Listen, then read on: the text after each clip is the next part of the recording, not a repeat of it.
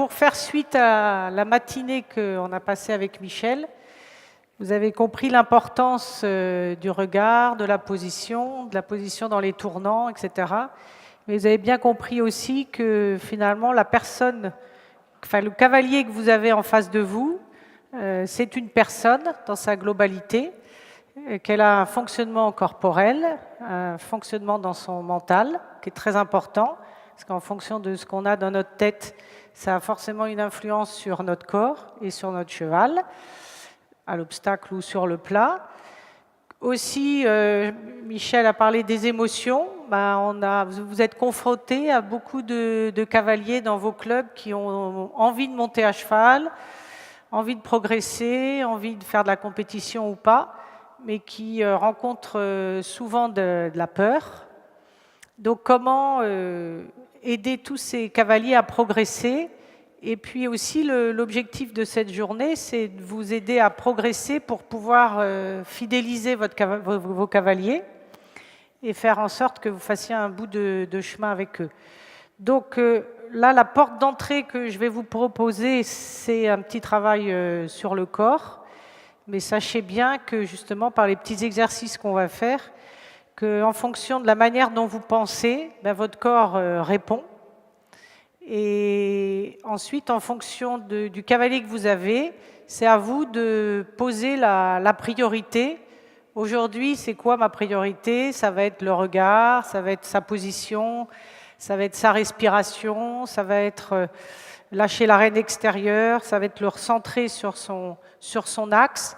Donc voilà, le but, c'est de vous donner plusieurs outils. Et après, dans votre caisse à outils, en fonction des personnes que vous avez en face de vous, vous allez être capable de trouver des solutions. C'est sûr qu'un cavalier très stressé, forcément, le corps va en être imprégné. Quelqu'un qui a peur, le corps va en être imprégné. Quelqu'un qui est heureux, qui a confiance en lui, le corps va mieux fonctionner. Hein, je pense que vous avez plein d'exemples comme ça. Et le cheval, du coup, va mieux fonctionner. Donc, ce que je vous propose, c'est qu'on se déplace, parce que là, sinon, après le déjeuner, on va se tasser un peu sur les chaises. Et on va aller à côté, on va se mettre en arc de cercle. Vous pouvez poser vos sacs. Et on va essayer de se mettre à peu près déjà sur un grand arc de cercle pour sentir déjà comment on se tient debout. Alors, je vais peut-être me reculer, ou Karine, ici. Voilà. Allez, c'est parti. Alors, évitez d'être les petits avec les trop grands, hein, parce que sinon, ça va faire un peu comme ça. Voilà. Alors, première chose, la personne qui est devant, elle pense à être molle. Donc déjà, vous voyez, il y a un lien entre ce que je pense et ce que je fais, hein. Il y a un lien entre le corps et le mental. Donc, elle est molle. Et puis, vous essayez d'appuyer et de voir que peut-être le bassin part en avant, les épaules partent en arrière. Voilà. J'essaye de faire bouger tout ça. C'est ça. Et ça part dans tous les sens. D'accord? Vous l'avez senti? Super. OK. Maintenant, vous enlevez les mains. Enlevez les mains. Voilà. Vous laissez un peu de temps à votre cobaye. Et là, Nathalie et ceux qui sont devant, vous allez penser à vous redresser, à faire un effort, à être, on peut dire, dans le dur. Vous voyez, allez-y. On va laisser un peu de temps. Essayez d'observer quelle partie du corps se tend. Les jambes, peut-être. Et on appuie. Alors, qu'est-ce qui résiste? Moi, par exemple, chez Nathalie, c'est beaucoup les épaules. Et chez vous? Les jambes? La respiration? Et voyez, les bras sont vite très raides. Hein, vous le sentez? Voilà. Donc, vous voyez, quand vous dites à un cavalier, allez, Nathalie, redresse-toi, vous voyez ce que ça peut entraîner comme excès. Hein. Alors, chut, voilà.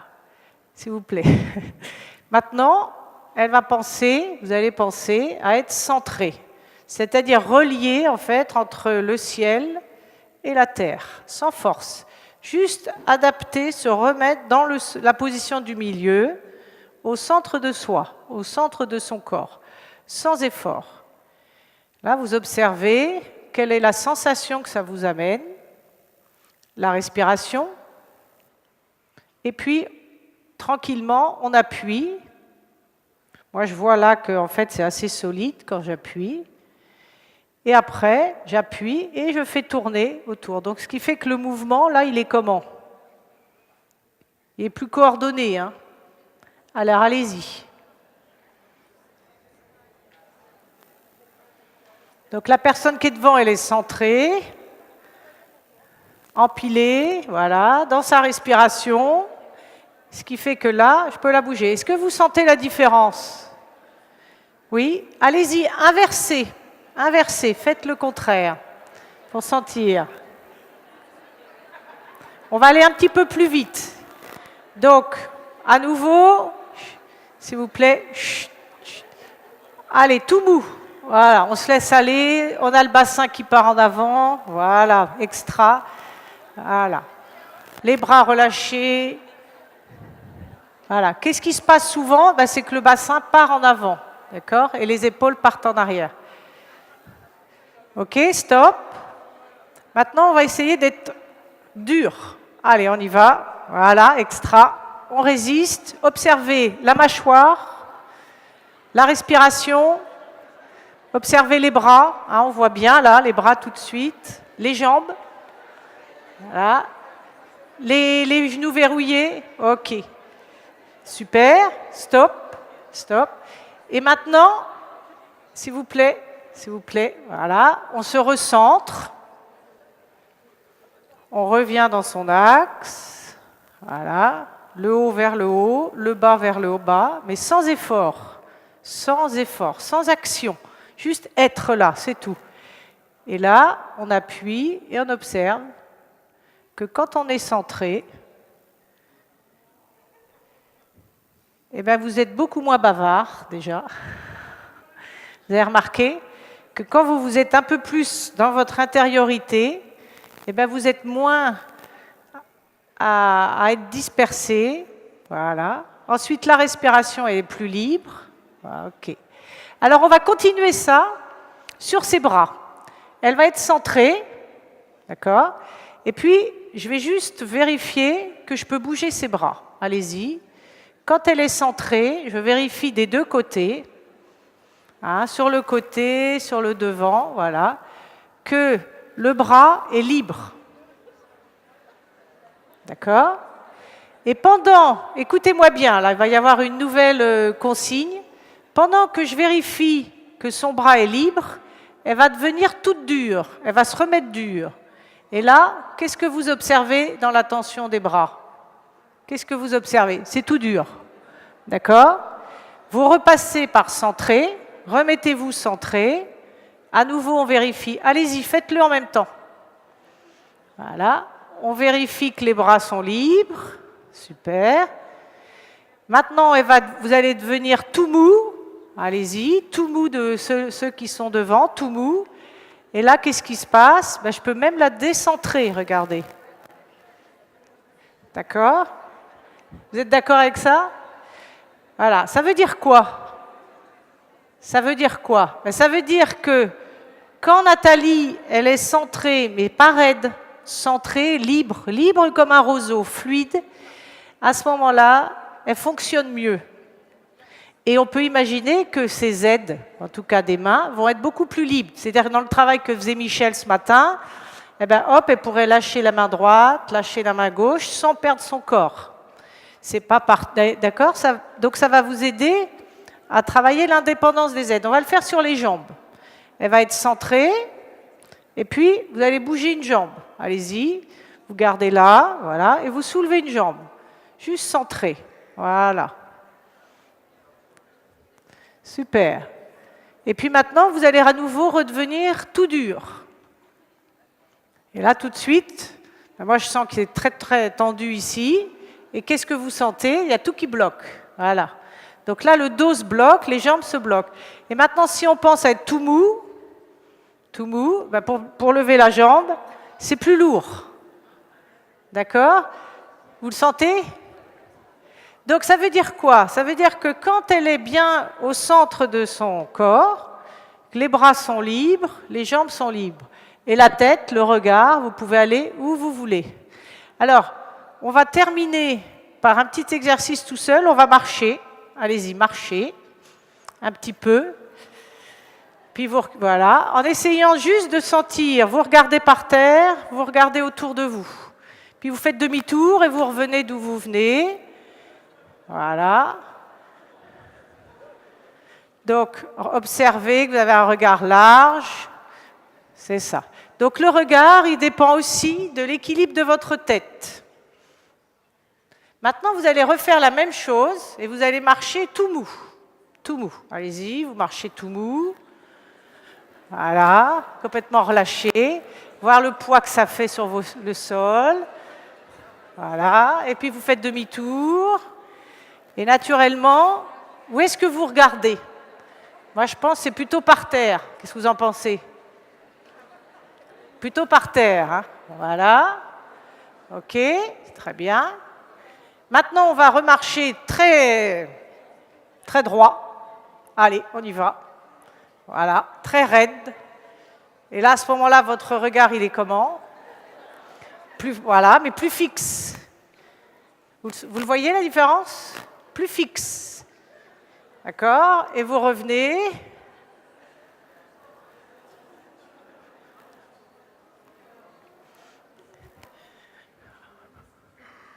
Voilà. Et puis maintenant, on se remet centré sur ses pieds. Voilà. Bien sûr, les jambes portent notre dos, mais pas que. Hein. Ce n'est pas que les jambes qui... C'est le dos qui se porte aussi tout seul. On respire, on est libre dans les bras. Voilà. Et on va marcher à nouveau pour essayer de repartir avec cette sensation où vous êtes au centre de votre corps. Vous intériorisez vos sensations. Vous êtes en même temps à l'écoute de vous. Vous voyez bien qu'il y a 200 personnes autour de vous. Ça ne vous gêne pas. Vous êtes centré, voilà, avec le regard beaucoup plus libre.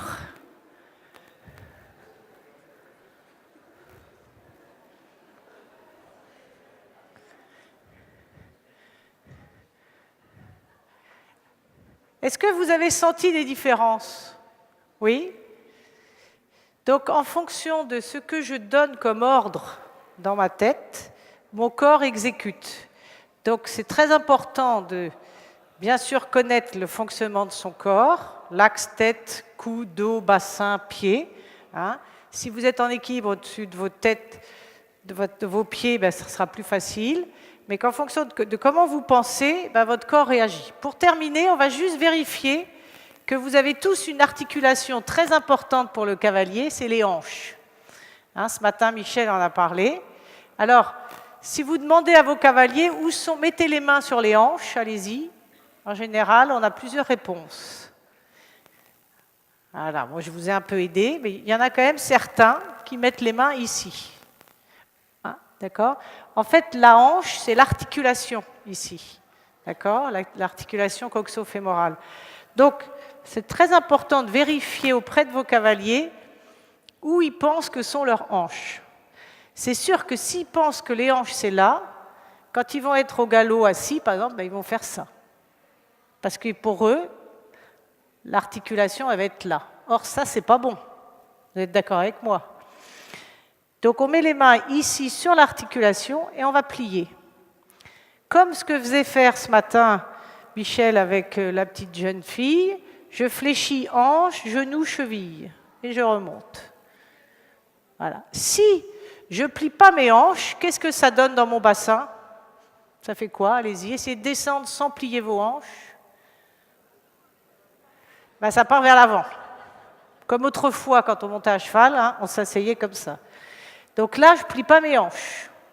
Si je suis trop cambrée et que je crois que mon dos doit se plier là, ça fait ça. Ça ne va pas non plus, vous êtes d'accord? Donc, on remet là et on essaie de sentir comme si on était monté sur ressort. Voilà. Donc là, pour l'instant, on laisse notre buste Vertical. Après, ça, rien ne vous empêche d'aller un peu plus en avant. Vertical, un peu plus là. Vous voyez, essayez de sentir. Vous pouvez aller un peu plus loin, en avant, en arrière, mais à partir de vos hanches. Ce qui fait que vous gardez toute la longueur de votre dos. Ce qui fait que quand vous allez être en équilibre tout à l'heure, à cheval, ou quand vos élèves vont être en équilibre, vous allez leur parler d'être au-dessus de leurs pieds, de bien fléchir les hanches, d'être là, mais tout de suite, ça va leur parler. Dernière chose, et après je vais arrêter, on est debout, au-dessus de ses pieds, voilà, et là vous allez amener le pied droit en avant, sans bouger votre corps. Allez-y, le pied droit en avant, voilà. Et maintenant, vous allez avancer le pied gauche en avant sans bouger votre corps. On va tomber. D'accord? Très bien. Donc, si on le fait autrement, naturellement, on avance le pied droit en avant. Quand on avance le pied gauche, votre centre de gravité se remet au-dessus de vos pieds. Ça, c'est un très bon moyen d'expliquer aux cavaliers qui ont la jambe en avant qu'en fait, quand on est en équilibre, on est obligatoirement, normalement, en équilibre au-dessus de ses pieds. D'accord? Que quand on est debout, on est toujours au-dessus de ses pieds. Et qu'on sent bien que si on fait ça, on n'est pas en équilibre. Donc, qu'est-ce qu'on fait? On va se raccrocher. C'est un peu la photo aussi qu'on a vue ce matin. D'accord? Donc, ça, c'est un petit exercice tout simple pour être en équilibre, pour être vraiment sur le dos de mon cheval en préservant son dos. Si je suis en équilibre au-dessus de mes pieds, tête, hanche, pied, là, déjà, je me donne toutes les chances d'être en équilibre et d'être dans le mouvement. Merci de votre attention.